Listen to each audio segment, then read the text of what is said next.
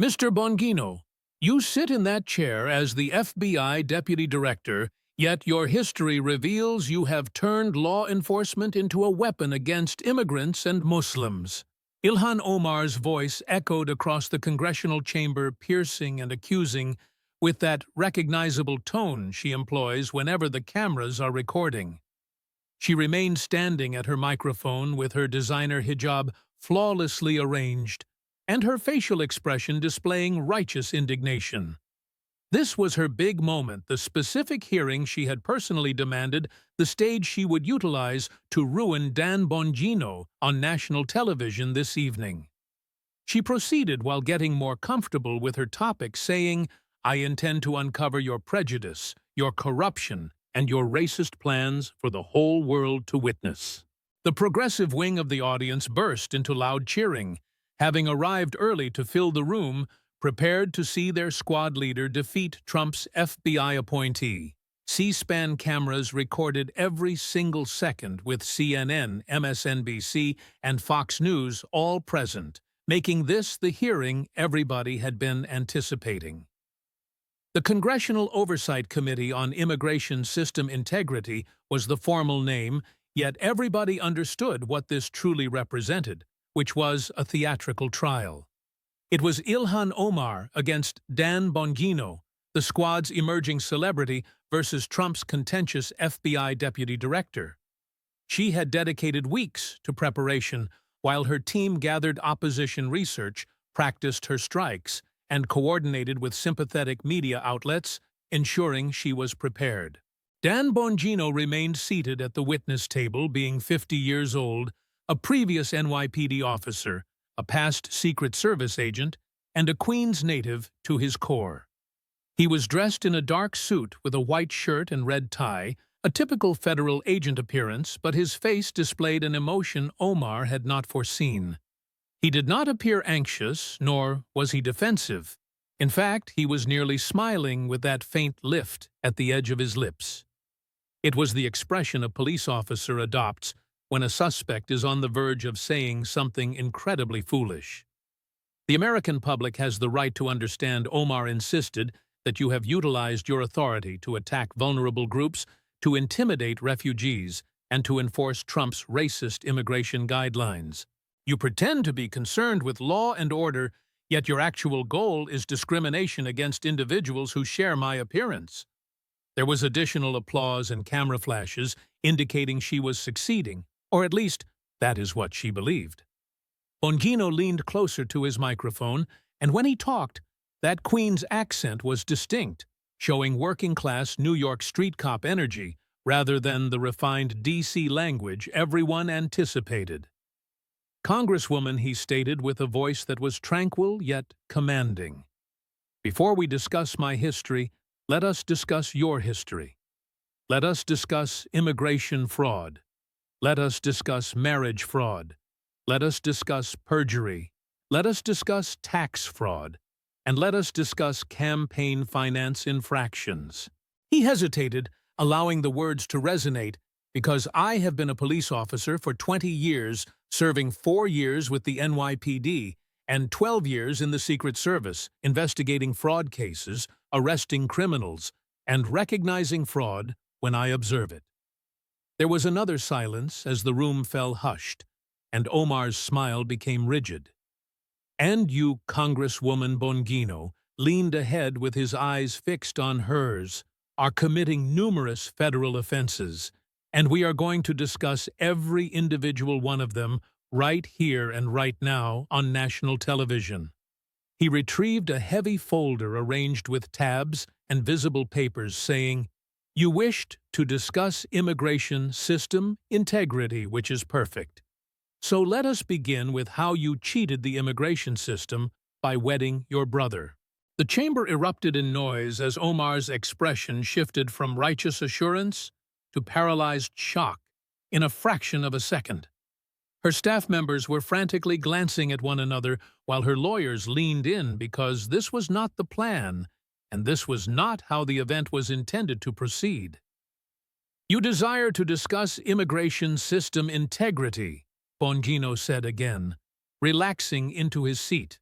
With his cop persona fully engaged. Good. So let us discuss your marriage to Ahmed Noor Saeed Elmi, a British citizen who, according to significant proof, is your biological brother. He unsealed the folder and removed the initial batch of papers stating, "I have worked on fraud cases, secret service, financial crimes, identity theft, and marriage fraud," meaning, "I have witnessed everything." And regarding this specific case, he shook his head. This is a classic example. So let me explain exactly how I know you married your brother to perpetrate immigration fraud. Omar attempted to interject, saying, "These are revolting racist conspiracies, but documents are not racist." Congresswoman Bongino's voice remained steady, not furious, just a factual police tone implying evidence is not racist, and facts are not racist.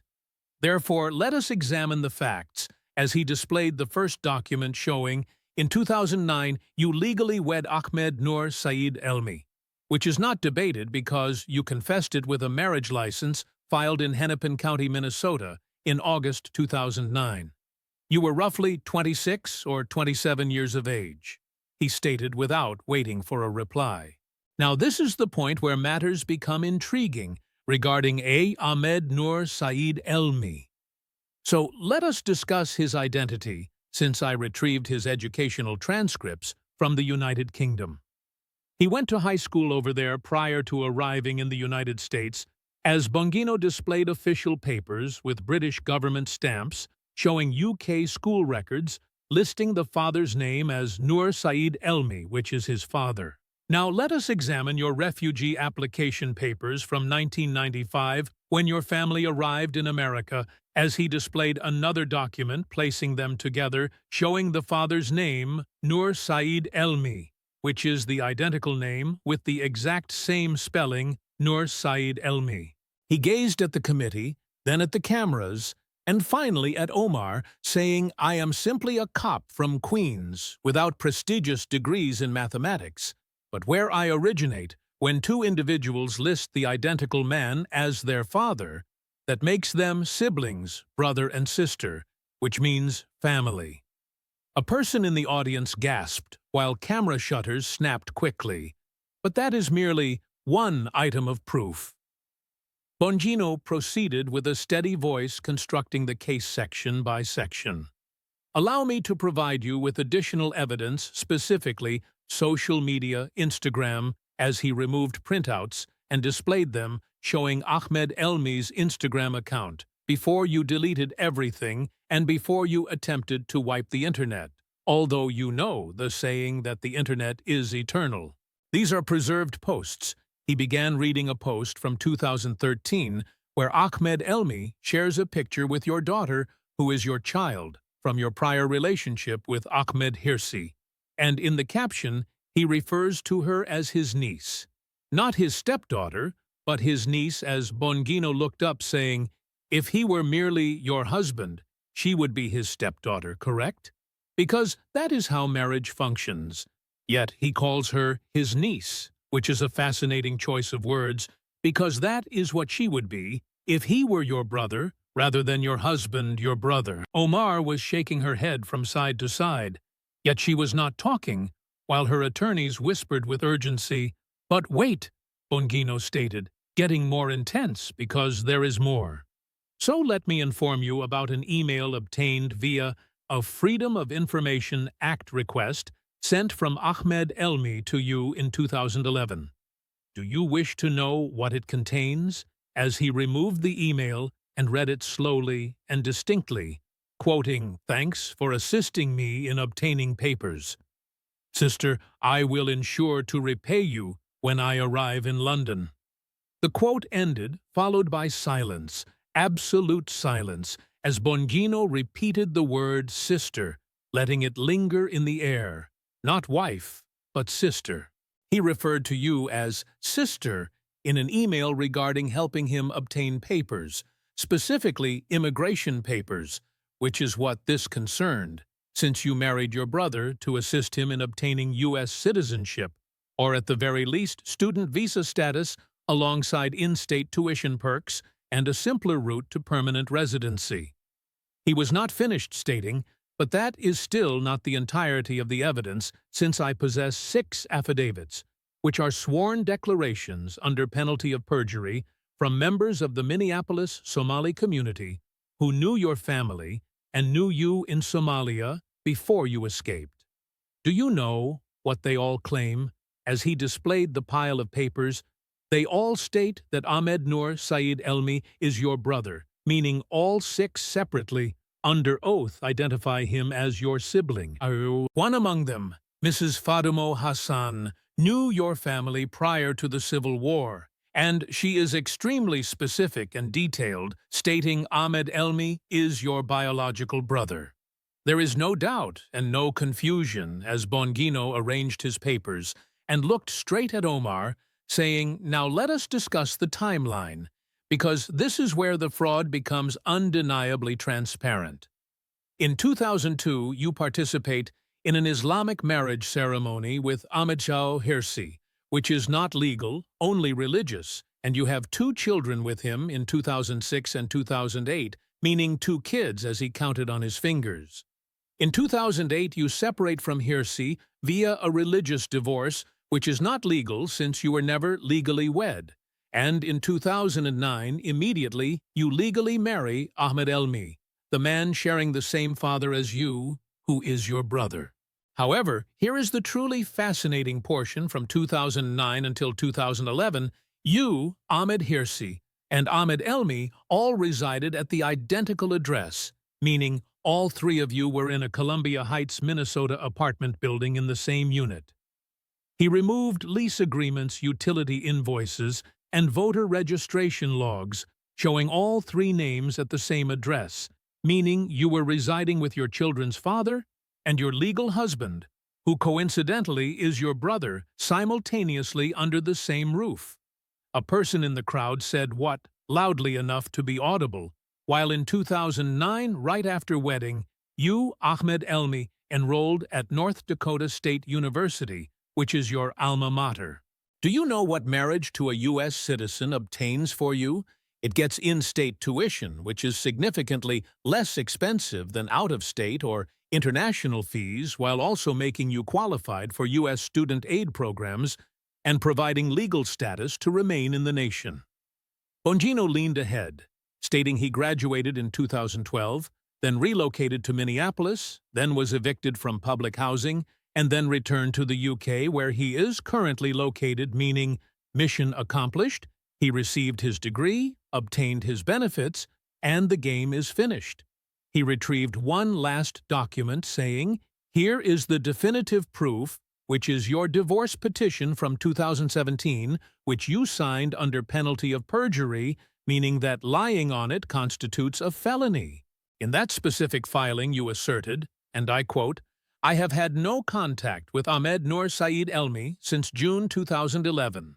He placed that document down and retrieved photographs from London in 2015, which is 4 years after you claimed you had no contact, showing archived Instagram pictures of you and Ahmed Elmi together in London, clearly you, clearly him, and clearly together.' He gazed at Omar, saying that constitutes perjury, Congresswoman, because you lied under oath in a court document, which is a felony, distinct from the marriage fraud and distinct from the immigration fraud, making it a separate federal crime." Omar recovered her voice, which was trembling and defensive, saying, "This is entirely taken out of context, and these are disproven conspiracy theories from racist bloggers that are debunked." Bongino's voice became piercing as he said, "Congresswoman, nothing I just displayed has been disproven, including UK government papers showing the father's name, not debunked your refugee application listing, the same father's name, not debunked the email, calling you sister, not debunked 6 sworn affidavits, not debunked, and photos contradicting your sworn statement, not debunked." He hesitated, saying, "And do you know what would disprove all of this? It is one simple thing, a DNA test causing the room to tense up. Because if Ahmed Elmi is not your brother, a DNA test confirms it, simply and easily in 1 hour. You swab your cheek, swab his cheek. The lab results return as not related, and the story ends with you vindicated, while everyone who accused you appears to be a fool. He extended his hands, saying, "The Daily Mail requested you take a DNA test in 2019, and you refused, while various other outlets requested it, and you refused, and members of Congress requested it, and you refused, asking why." He leaned backward, saying, "I will tell you why, because you know what that test would reveal, since you know Ahmed Elmi is your brother, and you cannot risk that test because it would demonstrate beyond any doubt that you committed federal immigration fraud." Omar was shaking her head with tears gathering, saying, "I will not dignify these racist assaults," racist to which Bongino's voice became cold with a street cop edge emerging, saying, "Let me tell you something, Congresswoman. I worked the 75th Precinct in East New York, Brooklyn, and you know what that is. It is one of the most perilous neighborhoods in New York City, where I dealt with every ethnicity, every religion, and every background, arresting people of every color and every creed. Because, do you know what I cared about? It was evidence, crime, and fraud."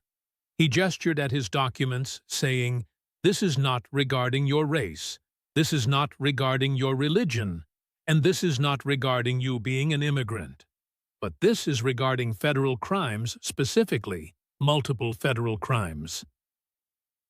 Immigration fraud is a federal offense punishable by up to 5 years in prison, up to $250,000 in fines, and for immigrants who commit immigration fraud, deportation."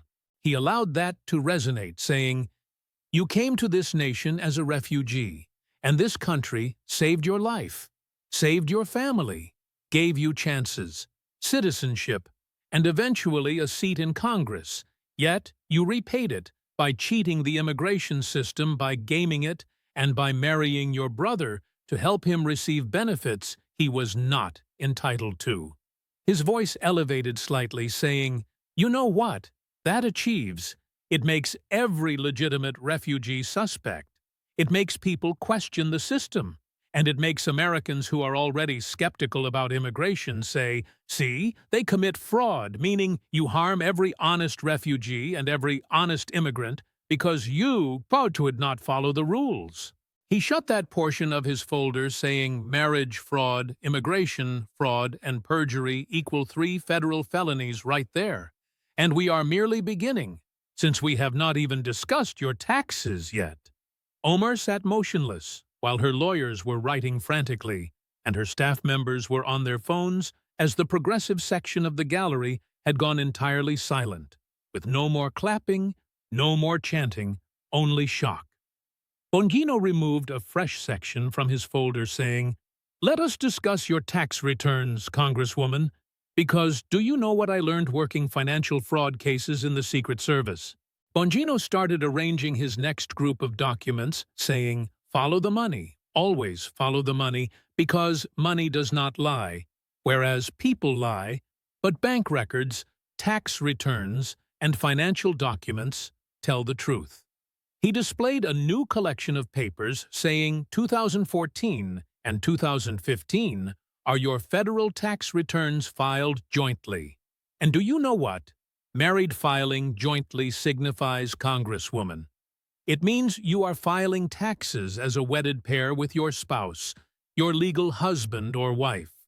He placed the returns down with Omar's signature visible even from afar, saying in 2014 you filed joint tax returns with Ahmed Abdullahi Hirsi, the father of your children, the man you had a religious ceremony with back in 2002.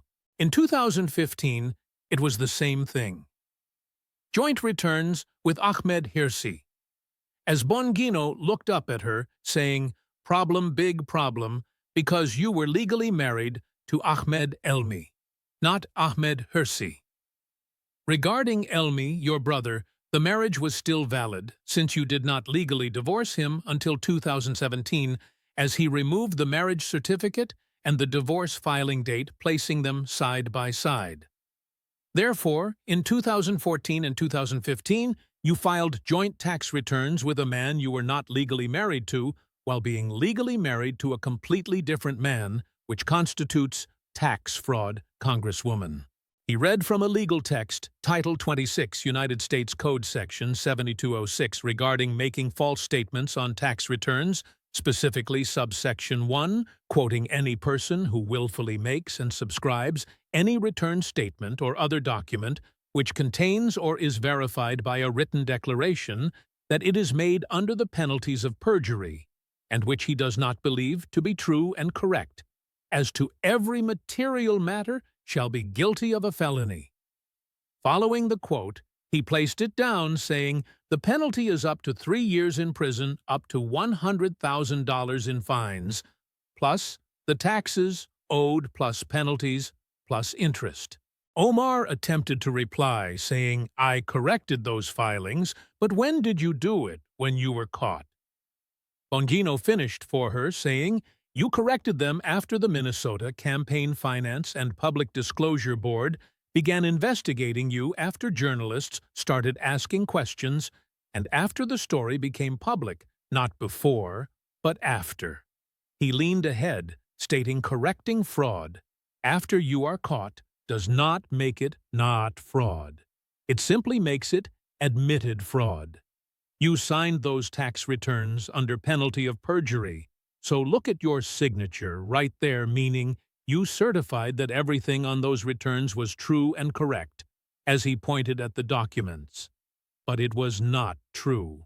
You claimed to be married to Ahmed Hirsi, but you were not, since you were married to Ahmed Elmi, which is material information that is not a small error, that is not a technicality, that is fraud. But perhaps, Bongino continued with his voice adopting a sarcastic tone, maybe you just forgot you were married to your brother. Maybe it slipped your mind. So let us discuss something where you definitely did not forget, which is perjury. He removed a court document with the official seal, visible, dated August 2nd, 2017, a divorce filing in Hennepin County District Court, where you are petitioning to divorce Ahmed Nur Saeed Elmi, your brother, your husband. Wait, which one is it? He flipped through the pages, saying, in this filing, you make several statements under oath, under penalty of perjury. And do you know what perjury is? Congresswoman, it is lying under oath, which is a felony, a federal crime, a state crime, and a serious crime. He located the relevant section on page 3, the application for service by alternate means, which is where you claim you cannot find Ahmed Elmi to serve him divorce papers where you state. And again, this is under penalty of perjury, quoting, I have had no contact with Ahmed Nur Saeed Elmi since June 2011, end quote. He placed the document down carefully, saying, June 2011 is what you swore under oath in a legal filing with your signature. Right there, immediately above the line that says, I declare under penalty of perjury that everything I have stated in this document is true and correct. He hesitated, allowing the tension to increase, saying, I have been a cop for 20 years, having testified in court more times than I can count, so I know what perjury means, which is, if you lie on that document, you go to prison, which is why people take it seriously and why you think twice before you sign it. He removed a manila envelope and opened it slowly and dramatically, showing June 2015 London, England Instagram posts, archived screenshots, timestamps, geotags, and the entire package. He arranged the photos showing you and Ahmed Elmi together in London, which are clear photos showing your face and his face together 4 years after you claimed you had no contact with him. He pointed at the images, saying, that is you correct with the designer hijab and distinctive features, meaning that is you and that is Ahmed Elmi, the same person from all the other photos we possess and the same person from the marriage certificate photo. So it is him. Bongino looked at Omar, whose face had become pale, saying, "So let me understand this correctly.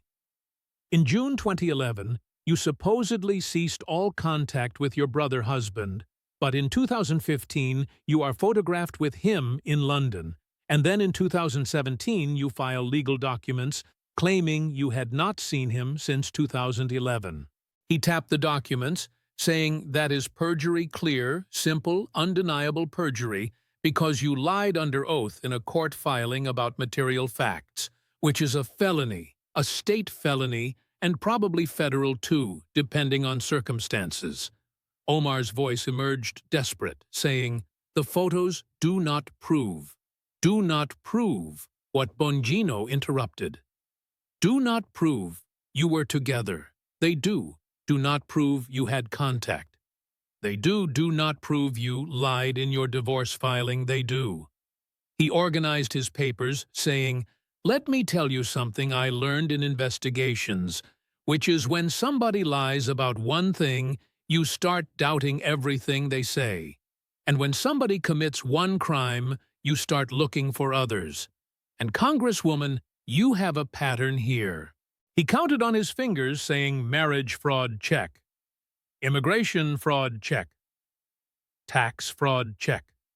Perjury, check." Meaning that is 4 federal felonies, 4 separate crimes, all documented and all provable.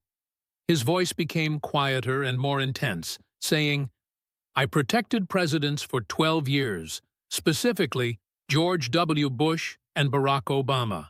2 presidents I did not vote for, but I protected them because that was my job. And I followed the rules, including every background check, every security clearance, and every protocol by the book." He pointed at her, saying, "You are in Congress, where you make laws, and you are supposed to follow them, but you do not since you commit crimes, and then call anyone who investigates you a racist. Well, I have news for you. I am a cop, and I investigate crimes because that is what cops do. And when the evidence is this strong, we make arrests." He leaned backward, saying, "Now I cannot arrest you because I am not that kind of law enforcement anymore. But the evidence is public. It is documented. It is on the record, and everyone watching this knows exactly what you did." Omar was weeping now with mascara running and her voice breaking, saying, "This is a witch hunt, and you are persecuting me because you broke the law." Bongino finished not yelling and not angry, just stating facts, involving multiple laws, multiple times, and multiple felonies. He removed his next section, saying, "And speaking of breaking the law, let us discuss your campaign finances. Let us discuss Tim Minot. And let us discuss how you used campaign funds to pay for your affair."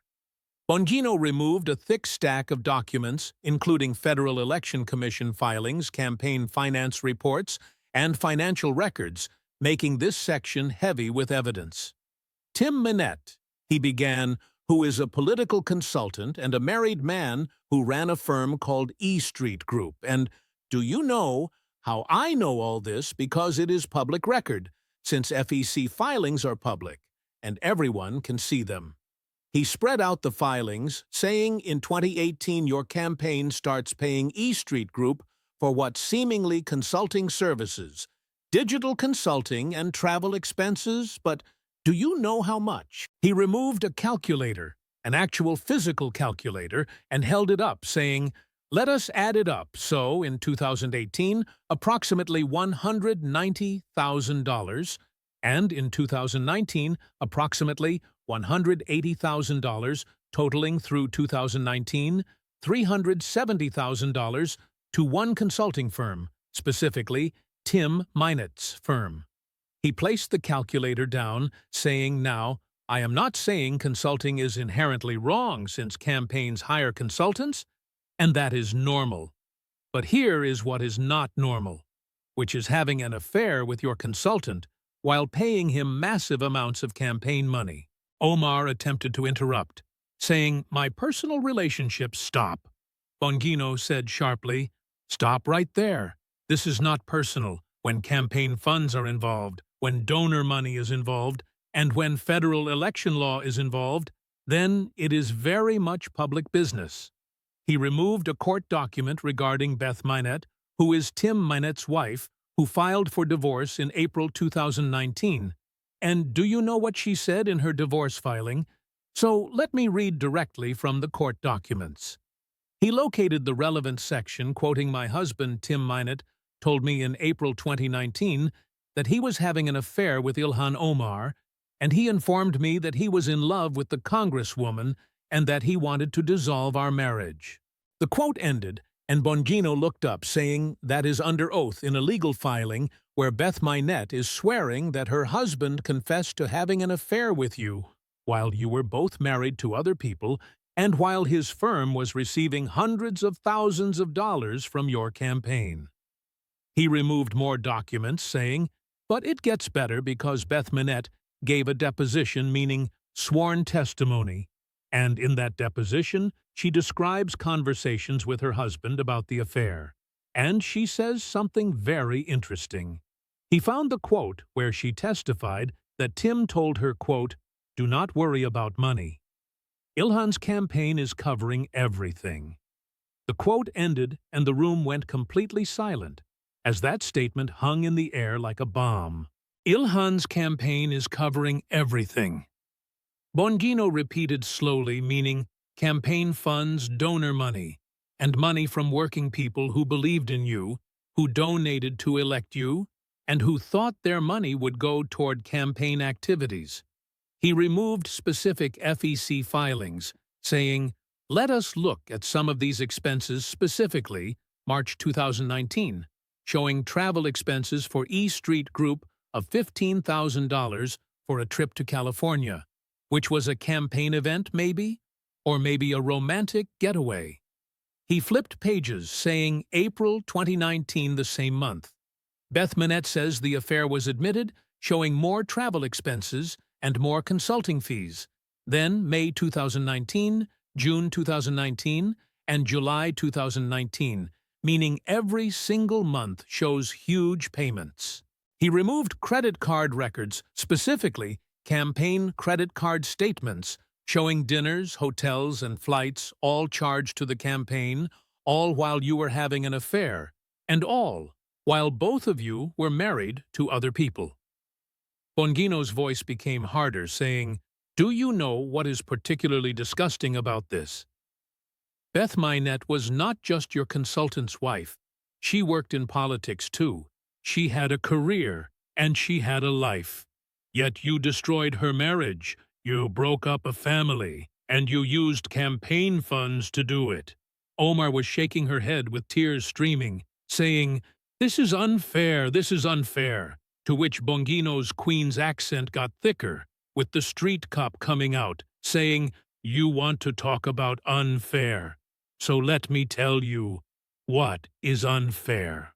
Working people donating $20, $50, or $100 because they believe in you, and because they think you are fighting for them, yet you take that money and use it to fund your affair.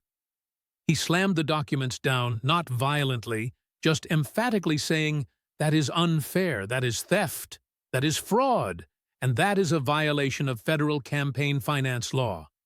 He removed another section saying, but wait, there is more, because in March 2020, you marry Tim Minette, so the affair is public. Now everyone knows Beth Minette's divorce is finalized, you divorce Ahmed Hirsi, and you marry Tim. He removed post-2020 FEC filings saying, if you think the payment stopped, or think you stopped funneling money to your now husband, no, they increased. He started reading amounts saying 2020 shows $1.1 million, which is more than triple the previous years combined, and 2021 shows another million plus, meaning you are now paying your husband's consulting firm massive amounts of campaign money. Bongino looked at the committee and at the cameras, saying, think about this. You marry the guy he is now your husband, and you continue paying his company, meaning your campaign donors are now funding your household and your family income. That is a textbook conflict of interest that is potentially illegal coordination between candidate and consultant, and that is laundering campaign funds into personal income. He removed FEC regulations and read them aloud, saying federal election law prohibits using campaign funds for personal use, and personal use includes payments to family members beyond fair market value, and it includes payments that primarily benefit the candidate personally rather than the campaign. He placed the regulations down, saying, "You are paying your husband over $1 million a year for consulting. So does that seem like fair market value, or does that seem like you are using campaign money to support your household?" Omar tried again, saying, "The FEC reviewed, and the FEC is investigating," to which Bongino corrected, saying multiple ethics complaints have been filed, the investigation is ongoing, and everyone watching this can see what you did. His voice became quiet and intense, saying, "I have seen corruption in my 20 years. I have seen politicians take bribes. I have seen lobbyists buy access. And I have seen all kinds of financial crimes. But this is cruder than most of it." He gestured at the pile of documents, saying, "You had an affair, used campaign money to fund it, destroyed a marriage, then married the guy, and kept funneling donor money to him.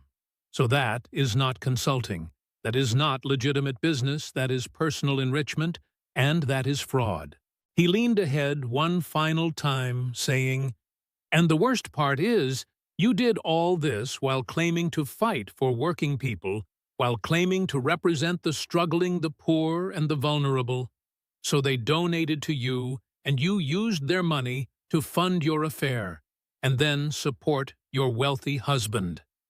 He shut that section of his folder, saying, "Marriage, fraud, tax fraud, perjury, campaign finance, fraud," meaning, how many felonies is that? I have lost count, but we are not done because there is something even more fundamental we need to discuss. He removed his next section, saying, "Let us talk about what you did to the refugee system that saved your life." As Bongino's tone shifted, becoming less cop and more personal, since this was emotional for him. "You came to this country as a refugee." He began, with his voice softer now, in 1995 when you were 12 or 13 years old and your family fled Somalia's civil war, which was a terrible situation where you spent 4 years in a refugee camp in Kenya, specifically Dadaab refugee camp. And I have seen photos and read about it, knowing they were horrific conditions. He removed documents, saying, then, "America accepted you and your family, granting refugee status, so you came to Minnesota, got settled, got help, got opportunities learned, English, went to school, specifically North Dakota State University, and got your degree." He looked at Omar, saying, in 2000, at age 17 or 18, "You became a United States citizen, meaning a naturalized full citizen with all rights and all privileges, because this country welcomed you, protected you, and gave you everything." He hesitated, saying, "And 19 years later, you are in Congress from refugee to congresswoman, which is the American dream, right? Because that is proof the system works. Proof that America welcomes people who need help. And proof that opportunity exists here." His voice hardened, saying, "But you did not just benefit from the system, you exploited it, you defrauded it, and you betrayed it." He removed the marriage fraud evidence again, saying, "You married your brother to gain immigration to get him benefits, and to help him circumvent the system, meaning the same system that saved your life. You turned around and defrauded it." Bongino stood up, walked a few steps, and entered street cop lecture mode, saying, "You know what that does, and you know what happens when a refugee commits immigration fraud. It makes every refugee suspect, so every legitimate asylum seeker gets questioned harder, gets investigated more thoroughly, and gets their claims doubted." He pointed at her, saying, "You proved the skeptics right. So everyone who says refugees commit fraud, you proved them right. Everyone who says we need stricter vetting, you proved them right. And everyone who says immigrants game the system, you proved them right. His voice rose, saying, I have been protecting people for 20 years in the NYPD Secret Service and FBI, so I have worked with immigrants from every country and every background, most of them honest, law-abiding, and hard-working people who follow the rules are grateful for the opportunity and contribute. As he gestured broadly, adding, and then there is you who came here as a refugee, got every advantage and every opportunity, yet you commit federal crimes multiple times and hide behind identity politics when anyone questions you. Omar tried to speak, saying, you do not understand what it is like, to which Bongino's voice went sharp, saying, do not understand. Do not understand. What? Do not understand. Being an immigrant, since my grandparents were immigrants. Italians who came through Ellis Island, worked their whole lives, followed every rule, never asked for handouts, and built a life. He pointed at himself, saying, I grew up in Queens, in a working-class neighborhood where my father was a city worker and my mother a secretary. So nobody handed me anything, and I worked for everything, becoming a cop. In dangerous streets, specifically East New York, Brooklyn, at the 75th Precinct. And you know what that neighborhood was like in the 90s? It was a war zone. His voice was passionate now and real, saying, I worked my way up from NYPD to Secret Service, protected presidents, earned my way, and I followed every single rule, every background check, every security clearance, and every protocol, because that is what you do in this country. You follow the rules. He turned back to Omar, saying, you did not follow the rules. You broke them repeatedly and deliberately, and you claim anyone who calls you out is attacking you because of your identity. He walked back to the table, sat down, and looked directly at her, saying, this is not about you being Muslim. This is not about you being black. This is not about you being an immigrant. And this is not about you being a woman. He tapped the documents, saying, this is about federal crimes, about fraud, about lying, about corruption, and about betraying the system that saved your life. His voice became quieter and more intense, saying, you lecture Americans about compassion, about welcoming refugees, and about opening doors. And I actually agree with some of that, since I think we should help people fleeing war, fleeing persecution, and fleeing violence. He leaned ahead, saying, but we cannot help people if we cannot trust the system. And we cannot trust the system when people like you commit fraud, when you game it, and when you exploit it for personal benefit. He removed one final document, saying, you want to know what would clear all this up, what would prove your innocence, and what would shut down every accusation. As he held it up, saying, a DNA test, which is simple, easy, and quick, proving Ahmed Elmi is not your brother, vindicating you completely, making me look like an idiot, and making everyone who accused you look like conspiracy theorists. He placed it down, saying, but you will not take it, since multiple outlets requested it, and you refused multiple times. So why? He stared at her. Because you know what? It would show. You know he is your brother. You know the test would prove you committed immigration fraud, and you cannot risk that. Omar was crying openly now, with her voice breaking, saying, I do not have to prove anything to you, to which Bongino agreed, saying, you do not have to prove anything to me, but you should want to prove it to America, and you should want to clear your name, unless you cannot, because the accusations are true. He organized his papers, saying refugee to congresswoman could have been an inspiration, could have shown that the system works, that America welcomes those in need, and that opportunity exists, as he looked at her with something like disappointment. Instead, you proved that some people will exploit. Any system will break any rule, will commit any fraud, and will call anyone who questions them a bigot. He removed his next section, saying, "But let us get back to specifics, because I want to try something. I want to ask you some very simple questions, and I want you to answer them yes or no. So, can you do that, Congresswoman?" Bongino settled back in his chair, entering interrogation mode, which was what he trained for, meaning decades of questioning suspects and decades of spotting lies. So this was his element. In investigations, he began with a conversational voice. Innocent people answer questions. They are eager to clear their names. They cooperate. They provide evidence, and they want the truth to come out. He hesitated, saying, "Guilty people." They deflect. They attack the questioner. They claim persecution. They refuse to answer. And they hide behind technicalities. He looked at Omar, saying, "Every single question I have asked you today, you have deflected. You have attacked me. And you have claimed this is racist, Islamophobic, and a witch hunt. But you have not answered the questions." He removed a legal pad with a fresh page and his pen ready, saying, "So let us try this simple questions, yes or no answers. That is it, just answer the questions." He clicked his pen, saying, "Question 1, is Ahmed Noor Said Elmi your brother, yes or no?" While Omar looked at her lawyers, who whispered, before she turned back, saying, "These allegations are baseless conspiracy theories that have been, but yes or no?" Bongino interrupted, saying a simple question, "Is he your brother?" "I have already addressed this in previous statements, but that is not a yes or no. So is Ahmed Noor Said Elmi your brother?"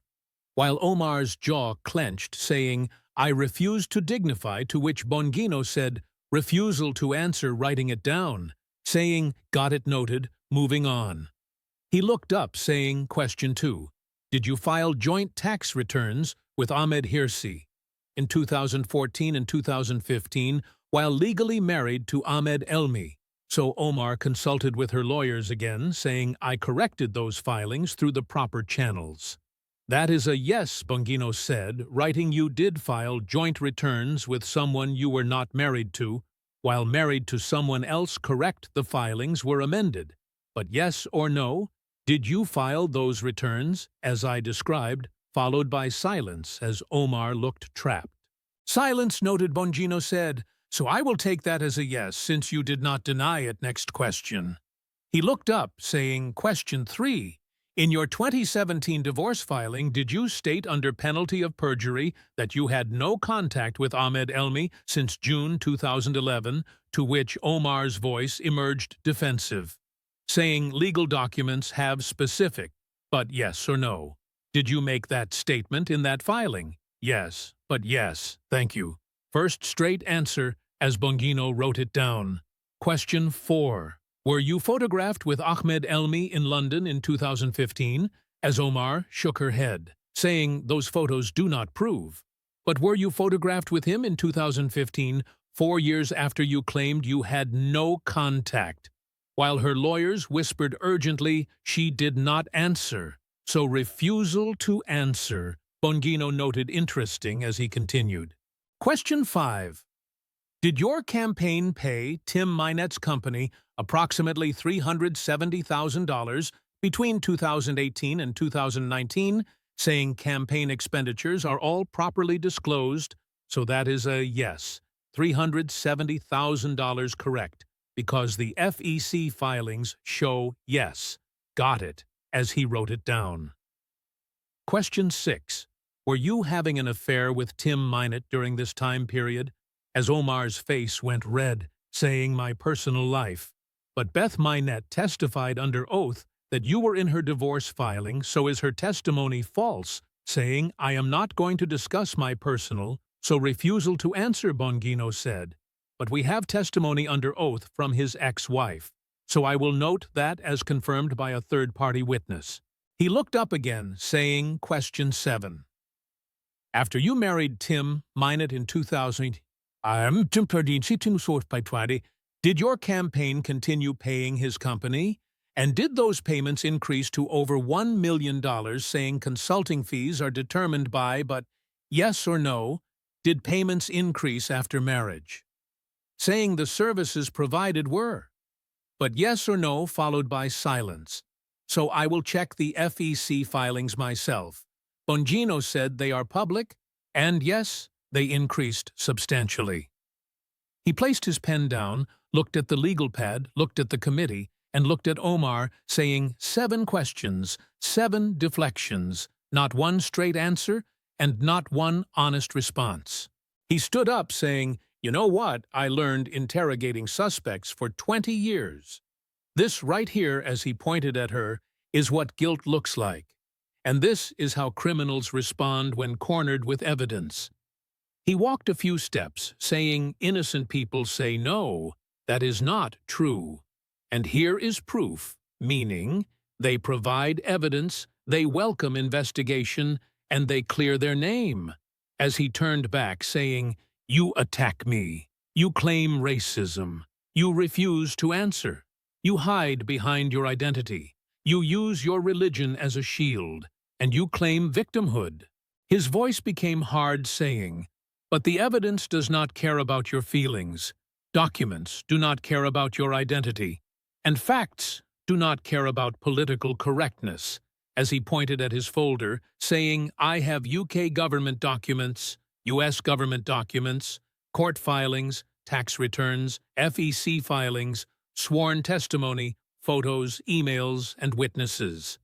He spread his hands, saying, "What do you have?" Which is accusations of racism, claims of conspiracy theories, refusal to answer questions, and refusal to take a DNA test.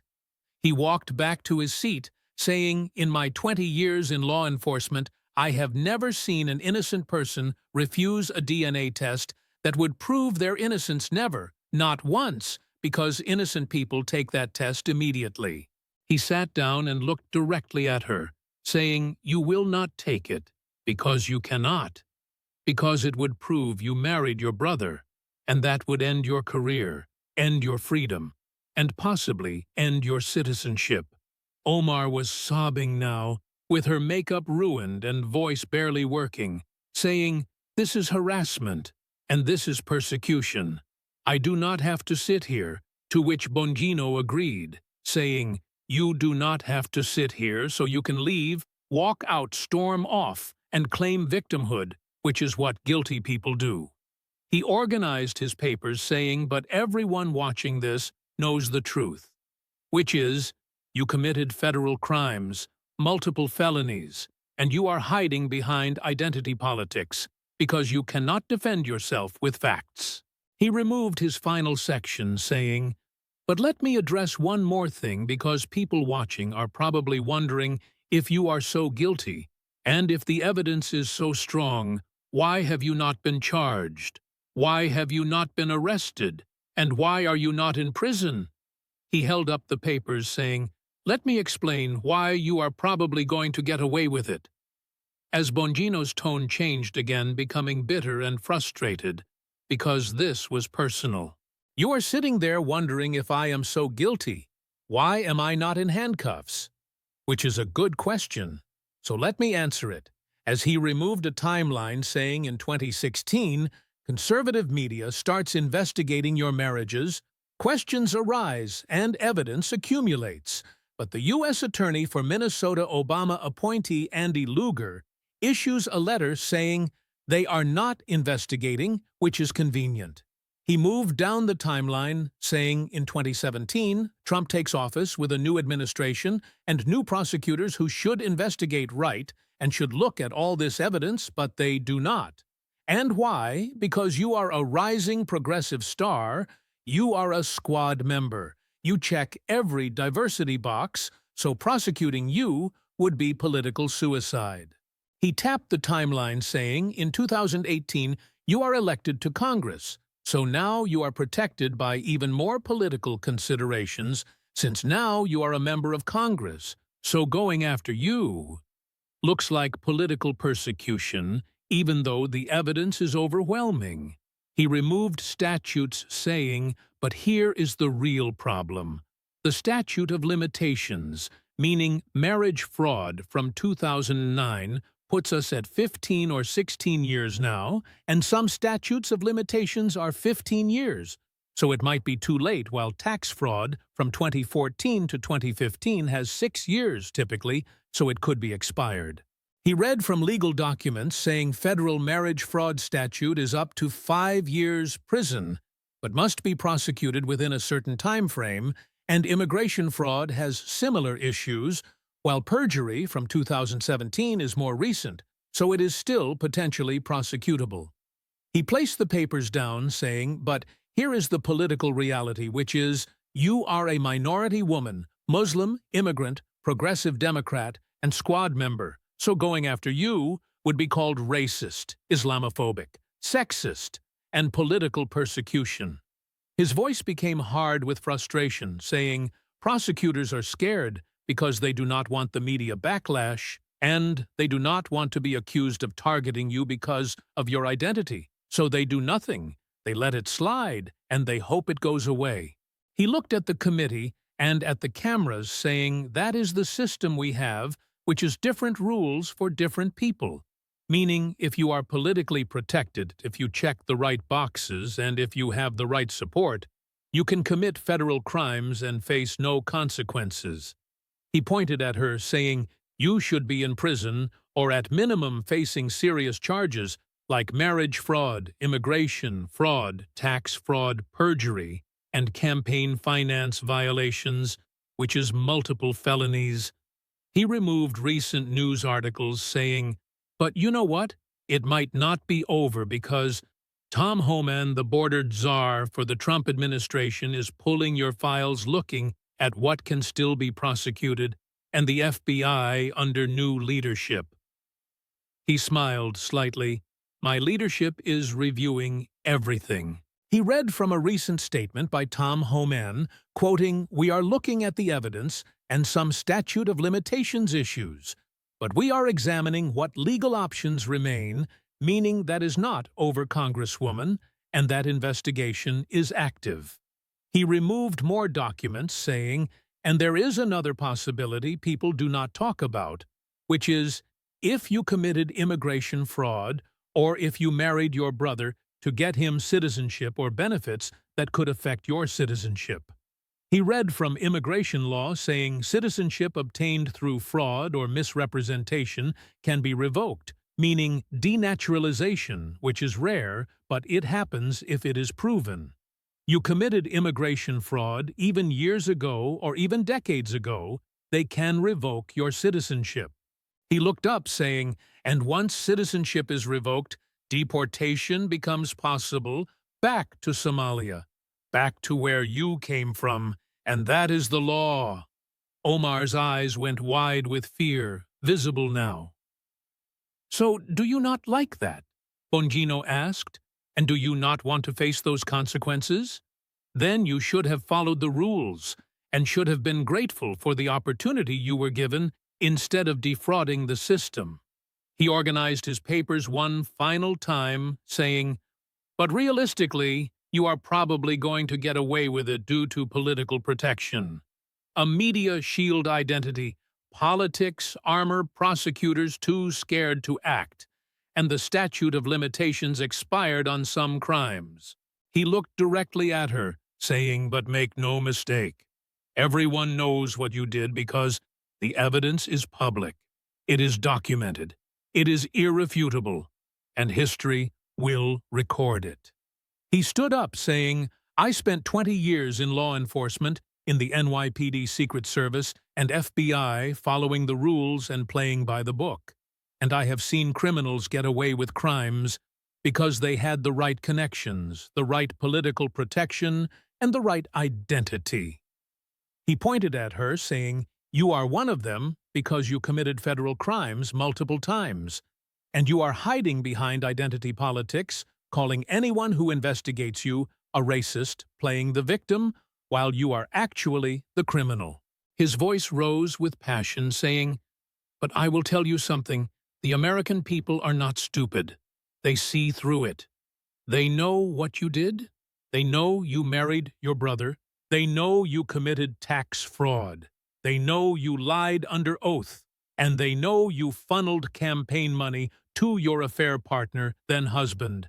As he gestured broadly, adding, they know you came here as a refugee and repaid America by defrauding the immigration system. They know you are corrupt. They know you are a criminal. And one day, when you are gone from Congress, and when your political career is over, all anyone will remember is that Ilhan Omar committed federal crimes and got away with it because the system was too broken to prosecute her. He sat back down calm now, with the anger burned out, saying, that is the truth. That is the reality. You win for now, and you get away with it for now, but everyone knows, and history will judge you. He closed his folder, finally saying, I am done.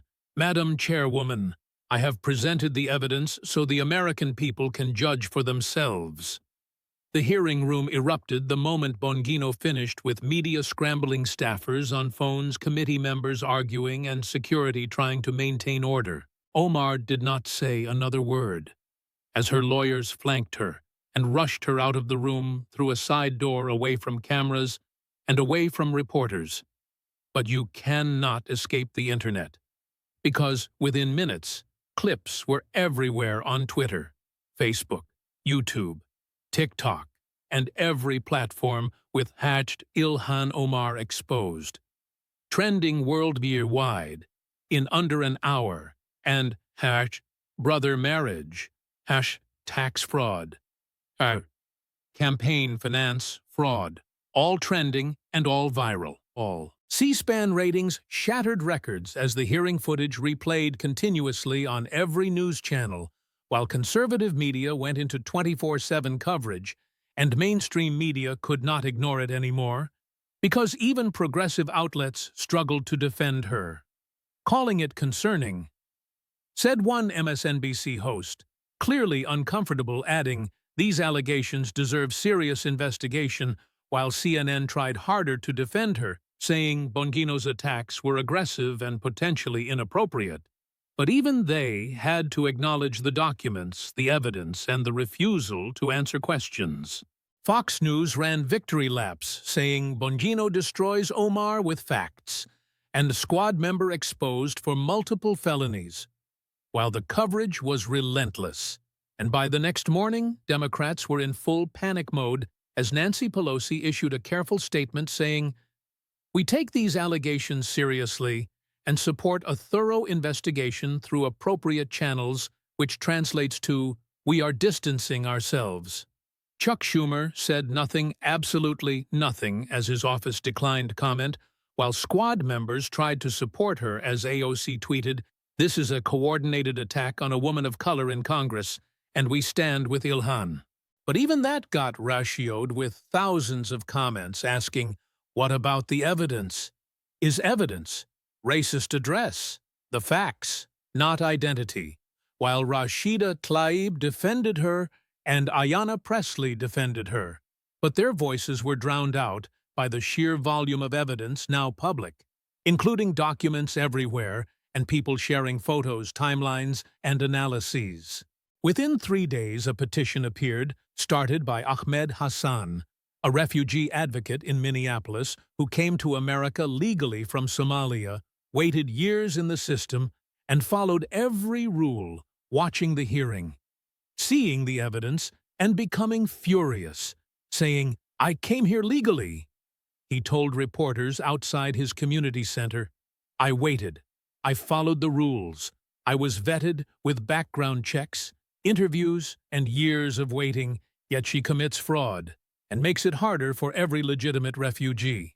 His petition was titled, Investigate Ilhan Omar for Immigration Fraud. The text was simple, stating, we, the undersigned, demand that the FBI, DOJ, and relevant authorities fully investigate Representative Ilhan Omar for immigration, fraud, tax fraud, perjury, and campaign finance violations because the evidence presented in the congressional hearing demands action and no one is above the law. On the first day, there were 50,000 signatures, week 1, 200,000, week 2, 500,000, as Ahmed did interviews everywhere, including CNN, Fox, and MSNBC, since his story was powerful as a legal refugee who followed the rules advocating for accountability, saying she betrayed the system that saved her life.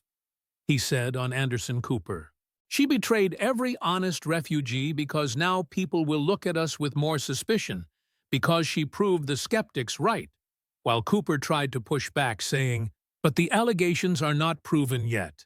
The evidence is overwhelming."